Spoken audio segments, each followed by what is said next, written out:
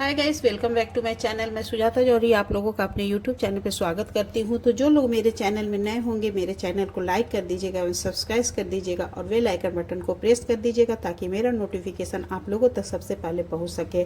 तो आइए आज हम लोग इस वीडियो में जानते हैं कि करवा चौथ का व्रत हमें कब करना है, करवा चौथ व्रत करने के बाद से हमें सुहाग कैसे लेना है एवं कब लेना है, और सासू माँ को हमें बायना में क्या देना है एवं कब देना है।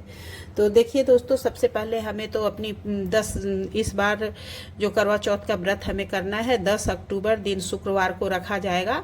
तो हमें व्रत दिन भर व्रत रह के शाम को हमें पूजा करनी है। बहुत से लोग दिन में पूजा कर लेते हैं, तो यदि आप दिन में पूजा करती होंगी तो दिन में कर लीजिएगा, नहीं तो फिर हमें रात्रि में पूजा करनी है। तो रात्रि में चंद्रमा निकलने से पहले हमें बैठ करके पूजा करनी है, और पूजा करने के बाद जब चंद्रमा निकल जाए तो फिर हमें उन्हें अर्घ देना है।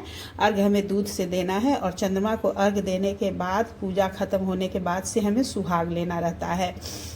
तो जैसे कि चंद्रमा को अर्घ देकर अपने पति से जब हम लोग पानी पीने से पहले ही हमें सुहाग ले लेना है, उसके बाद से हमें पानी पीना है। तो सुहाग देखिए, हमें अपने आंचल का जो कोर होता है उससे हमें चौथ माता को 5 बार या 7 बार इस तरह से अपने सिन्होरा से, मैं डब्बे में दिखा रही हूँ लेकिन आप लोग अपने सिन्होरा से सुहाग लीजिएगा।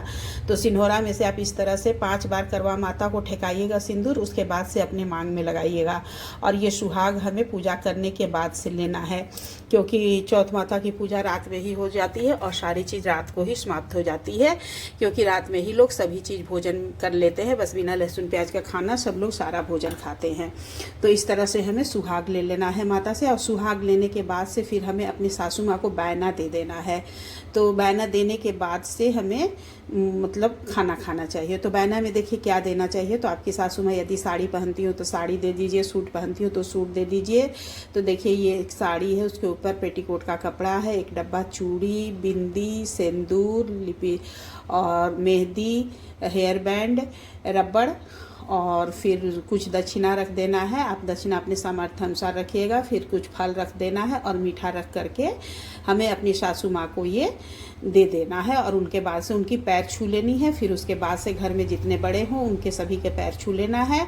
और यदि आपकी सासू माँ नहीं है तो आप ये बैना अपनी ननद को, जेठानी को, किसी को भी दे सकती हैं। और कोई नहीं है तो आप इसको किसी ब्राह्मण, आप इसे किसी ब्राह्मणी को दे दीजिएगा, लेकिन सुहागन को ही मतलब कि वो देना है बैना। बैना देने के बाद से हमें भोजन करना है, उसके बाद हमें अपना व्रत तोड़ना है। तो सभी को करवा चौथ की ढेर सारी शुभकामनाएं। तो करवा चौथ का व्रत हमें इस तरह से करना है और हमें ऐसे सुहाग देना है।